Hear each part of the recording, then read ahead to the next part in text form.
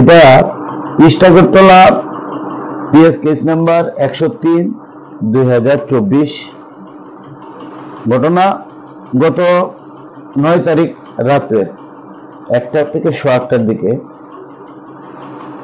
Complainant Prosenjit Bhattacharya, যিনি নাকি public নাও যে চ্যানেল আছে, ইলেকট্রনিক্স মিডিয়া চ্যানেল, ওটার একজন রিপোর্টার, এবং ওনার সঙ্গে অন্যান্য রিপোর্টারগণ, এর মধ্যে আছেন মিহিরলাল সরকার সহ, তারা মঠসমণিতে তাদের যে পেশাগত দায়িত্ব পালন করার জন্য সেখানে গিয়েছিলেন।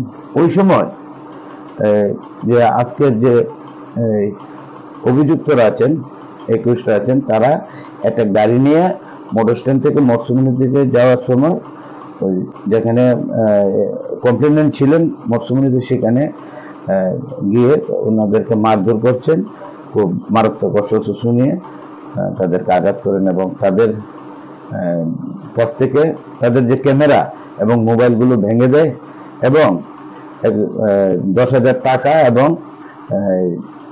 একটা ক্যামেরা ওটা স্ন্যাচ করে নিয়ে যায়। তার পরবর্তীকালে কমপ্লেনেন্ট আগরতলা পূর্ব থানাতে একটা মামলা দায়ের করেছেন।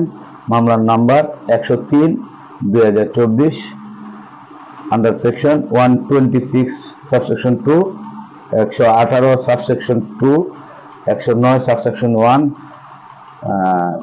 308 subsection 5, 324 subsection 5, 351 subsection 2 and 3 and section 3 subsection 5 of BNS।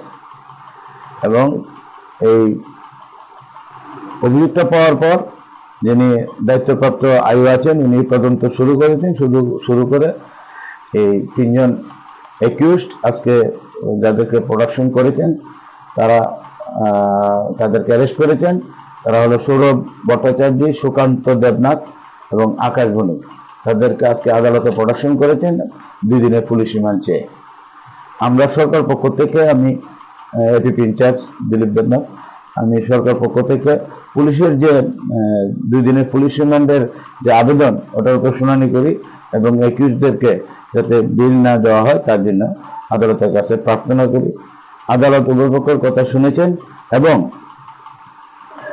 আজকে আদালত আসামিদেরকে, অ্যাকিউজদেরকে আগামী 19 তারিখ পর্যন্ত, 19/9 পর্যন্ত জুডিশিয়াল কাস্টডি দিয়েছেন এবং আইউকে যে ইনভেস্টিগেশন অফিসার আছে ওনাকেও অনুমতি দিয়েছেন যে জুডিশিয়াল কাস্টডিতে যে অ্যাকিউজরা আছে তাদেরকে ইন্টারোগেশন করার জন্য। এটা ইস্ট আগরতলা পিএস কেস